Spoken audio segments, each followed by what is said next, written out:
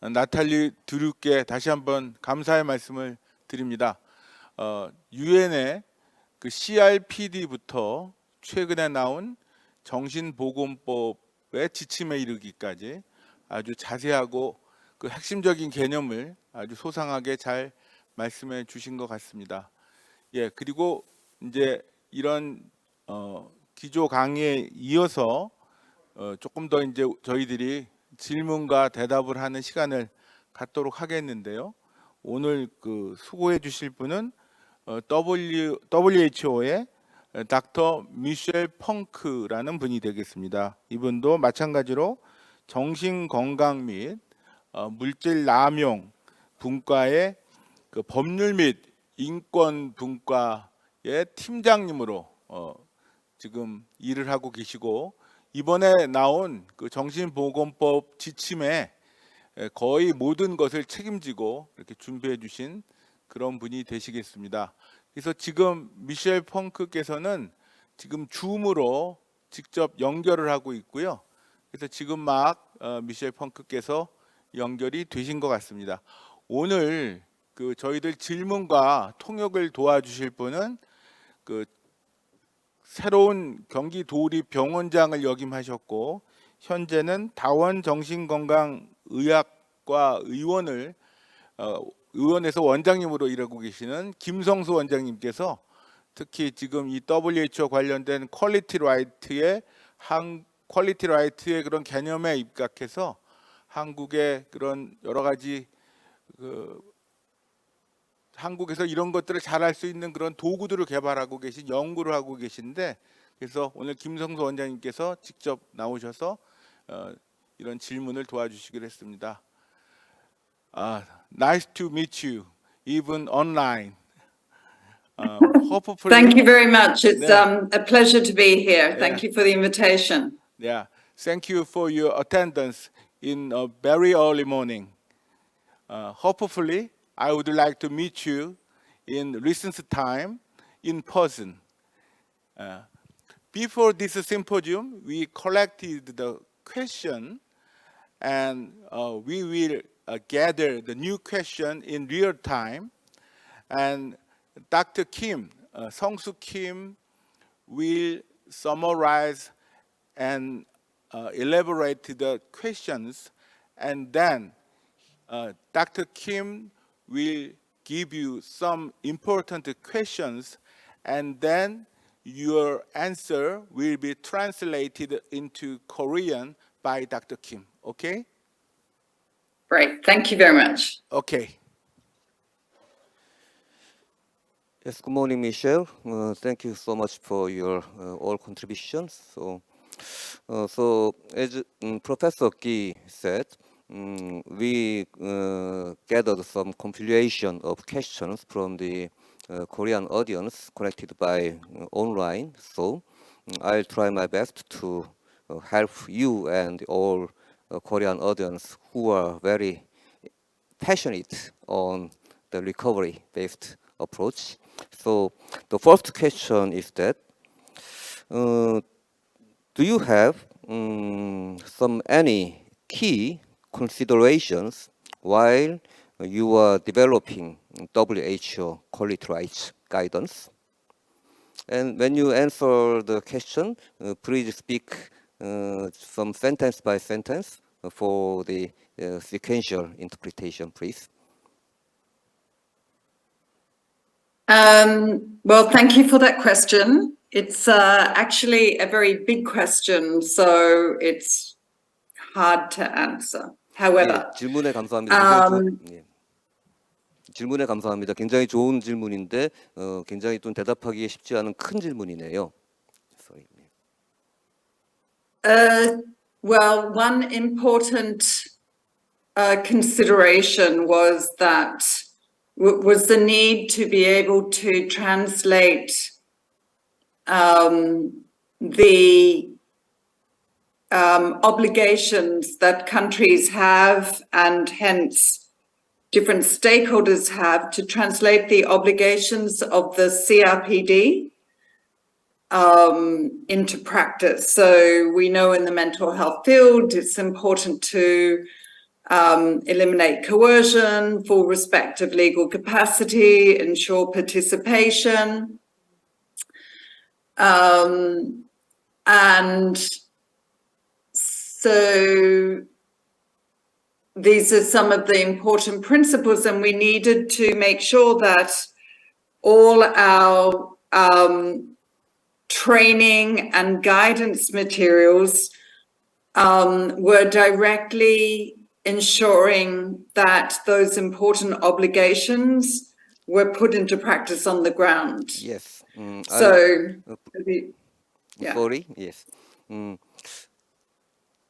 일단 제일 어려웠던 부분은 이 장애인 권리 협약 CRPD의 원칙이 여러 국가에서 이거를 지켜야 하는데 실제 거기에 참여하는 이해관계자들이 실제로 그것들이 실천해서 응용될 수 있도록 트랜스레이트, 그러니까 좀 이렇게 변형하고 번역시켜서 이런 것들을 만들어내는 과정에서 좀 어떤 가장 큰 염두에 둔 점이었다고 답을 하셨습니다.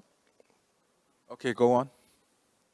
And another really important consideration is that, particularly with the training materials, is that, you know, just increasing people's knowledge is not going to change practice. So really, to get people to change their practices, you really have to reach them at an emotional level. So all our training materials were designed with the goal of helping people understand from a very emotional perspective what the concepts meant in their own life, so they could better identify what these concepts mean and can get better connections with other people who are going through emotional difficulties. So it's really trying to reach, obviously, improve people's knowledge and improve their skills, but also to help them make an emotional connection with the different concepts that they're learning about in order to promote that behavior and practice change that's required. Yes. 특히 이런 훈련 도구들을 개발을 해서 도입을 할 때 이것들을 익히는 분들이 지식적인 것들만 익히는 것이 아니라 실제 좀 이렇게 좀 이해를 하고 정서적인 어떤 수준에까지 이 배움의 과정들이 도달을 해서 실제 이 관계자들의 삶을 바꾸고 그리고 정서적으로 연결되고 좀 연대할 수 있도록 도모하는 작업을 했다고 얘기하셨습니다. So just let me make one more remark on this. I mean, the quality rights training and guidance there, they consist of a number of different tools. So as I just talked about now, there's the training tools that we developed. Then we have some guidance on the good practice services that you may be familiar with, and the whole point of that, in the end, ultimately, the key message is that there are good practice services around the world that are meeting the core criteria of the CRPD. So basically, it's showing that you can have good practices, services that promote recovery, eliminate coercion, promote respect for legal capacity, engage people with lived experience in the running of the services. You can have those good practices that respect human rights. They can be delivered at the same cost or even a slightly lower cost than traditional services. So the key message to policymakers and to other stakeholder groups is that it can be done. You know, because too many people are saying, oh no, it's impossible to do, it's impossible to respect everyone's people's human rights, we must force treatment on many occasions. But these services are showing that it can be done, and no, you can do it in a way that respects people's human rights. So there's no excuse not to take action. And that these services that we see, which are not in the mainstream, need to be integrated in the mainstream and scaled up. Yes.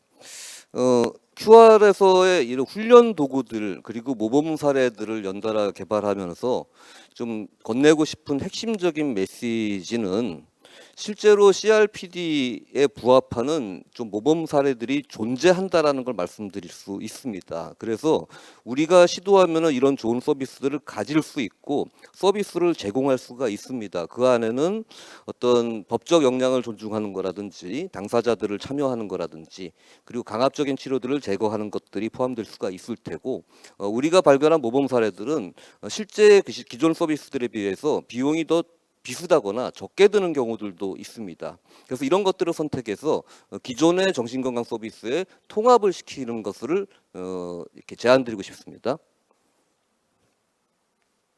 Go on, please. Your answer is Well, over. they're the main points that I wanted to make. Thank you. And the second question is that, do you have any kind of specific criteria or measurement to determine the degree of achievement or implementation of your quality rights guidance? Yes, indeed, we do. And again, it depends what which guidance you're referring to.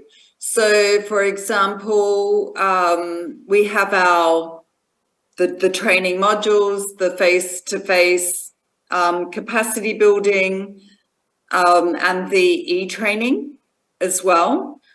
So for our training materials, both the face-to-face and the e-training, we have a questionnaire and an attitudinal scale and some questions around practice, so we can evaluate the impact of training on attitudinal change that aligns with reduced stigma and discrimination and a rights-based approach, as well as measuring the practice change as a result of the training. So specifically looking at reduced coercion, respect for legal capacity, and participation and inclusion. Over to you, Seong-soo. Yes. 죄송합니다. 제가 질문을 한국말로 말씀드리는 걸 먼저 했어야 되는데요. 질문은 뭐였냐면은 이런 지금 만들어진 가이던스가 잘 실천되는지를 좀 평가할 수 있는 기준들이 있느냐, 도구가 있느냐라는 질문이었고요. 답을 하시기로는 실제로 이런 훈련 도구들에 어떤 사전 사후 질문지들이 다 지금 포함이 되어 있고 이런 좀 준비되어 있는 평가 기준들을 바탕으로 참여하신 분들이 좀 어떻게 느꼈는지 그리고 실제 이런 임상 실천들이 어떻게 달라질 수 있는지를 평가할 수 있다라고 답을 하셨습니다. We also have an assessment toolkit. It's called the Quality Rights Assessment Toolkit. I think Natalie Drew, my colleague, may have spoken about that as well. So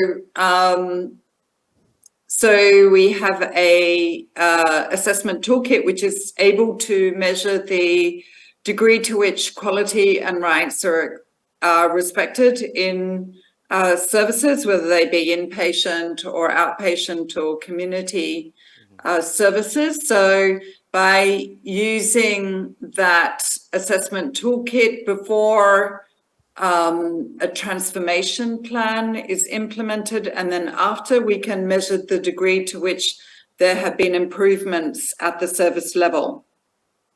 Yes. 또한 퀄리티 라이츠 패키지에는 평가 도구, 툴킷, 어세스먼트 툴킷이 포함되어 있습니다. 이것이 상당히 유용하고요. 그래서 여러분들께서 이런 인권 기반 서비스를 도입을 하려고 할 때는 외래가 되었던 입원 세팅이 되었던 지역 서비스가 되었던 이 툴킷을 가지고 먼저 현재 상황들을 평가해 보시게 되면은 이걸 참고해서 계획을 짜시는 데 도움이 될 수 있을 것 같습니다. Yes, your brilliant And, answer covered so many kind of Korean questions from Korean audience. We have so limited time, therefore we will have one or two more questions. Okay, thank you so much. Yes, my next question is that if we want to access to the recovery and human rights-based services, however, we found that it's not easy to find it without the support from the government. So, can you suggest some strategy to derive support from the government? I mean, I think getting support is always about dialogue, discussions with the government, presenting the evidence. There's a lot of evidence for WHO saying that this is the approach that produces the best outcomes. So you can use all the evidence and the guidance materials that we have developed to present your case. Of course, it's also important to make sure that you have champions in the different stakeholder groups, have a very strong civil society who are advocating for this approach, and bring on as many people as possible from the different stakeholder groups to form a real momentum for demanding change. Yes. 질문이 뭐였냐면요. 인권 회복 기반 서비스를 이렇게 이용하고 싶어도 국가의 지원 없이는 어려울 것 같습니다. 그래서 국가의 지원을 이끌어낼 수 있는 전략들이 어떤 게 있을까요? 라는 질문이었고요. 대답하시기로는 실제 이 가이던스 안에 근거를 가지고 있는 많은 사례들이 있으므로 이런 이해관계자들, 특히 이런 자원을 가진 정부들과의 대화가 굉장히 중요하고, 그 중에서도 서비스 이용자들, 당사자 가족들 중에서 이런 회복의 사례를 실제 제시할 수 있고 또 설득할 수 있는 이런 리더들이 좀 필요하다라고 말씀하셨습니다. Yes, my final question is that 실제 회복 지향의 정신건강 서비스 체계를 할 때 서비스 제공 인력들의 역량 강화, 소진 예방, 장기 근속 동료를 위한 내용들에 대한 질문이었고요. Last question is that when we try to apply some recovery-based service system, it seems to be that quite important that the workforces, the service providers, empowerment and prevention of burnout or some maintenance of retention of workforces. Would you like to recommend some strategies to acquire that issue? Sorry, I missed the question. Yes. There's something about the workforce, but I didn't quite understand. Yes, sorry. In order to empower the workforces and in order to avoid or prevent burnout of workforces and acquire some long retention of their employment, do you have any suggestions? Yeah, I mean, I think some of the principles are the same with workforce anywhere. So, I mean, working can be very demanding. It's very important to have good working conditions, an environment that is accepting of people, that supports people, that builds trust between the trust with the workforce. So you need good leadership. People need good supervision, feedback, good work conditions as well, that they receive adequate pay commensurate with the job that they're doing and across different types of jobs. So, and that they have good,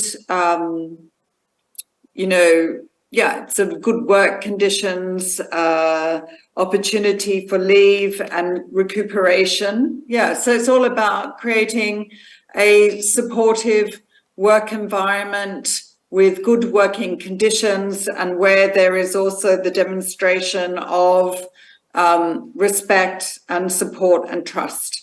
And obviously, that people are compensated financially for the work that they're doing at an appropriate level. Yes, thank you. 이 질문에 대한 답은 실제로 이 분야의 종사자들은 굉장히 힘듭니다. 그래서 이 지지적인 환경이 돼야 되는데 그러기 위해서는 신뢰도 필요하고 리더십도 필요하고 그리고 업무에 대한 어떤 지속적인 좀 슈퍼비전과 피드백이 필요하고요. 당연히 적절한 급여도 필요하고 기회라든지 이런 안정적인 어떤 세팅이 필요합니다. 그래서 이 지지적 업무 환경이라는 걸 한마디로 요약하자면은 존중이 있어야 되고 믿음이 있어야 되고 충분한 지원이 있어야 된다라고 말씀하셨습니다. Thank you. I really appreciated for your brilliant answer for us, and I hope we will continue to maintain the cooperation and collaboration and connection between Korean National Mental Health and Welfare Commission and WHO. Thank you so much. Thank you. Thank you very much. Bye bye. 예, 그러면 뭐 시간 관계상 많은 얘기를 나누진 못했지만요. 혹시 나중에라도 저희 중앙지원단 홈페이지에 질문들을 남겨주시면 저희들이 성실히 다시 WHO에 문의하고 답변을 드리도록 하겠습니다. 1부를 여기서 마치고 특히 수고해 주신 김성수 원장님께 감사의 말씀을 드립니다. 감사합니다.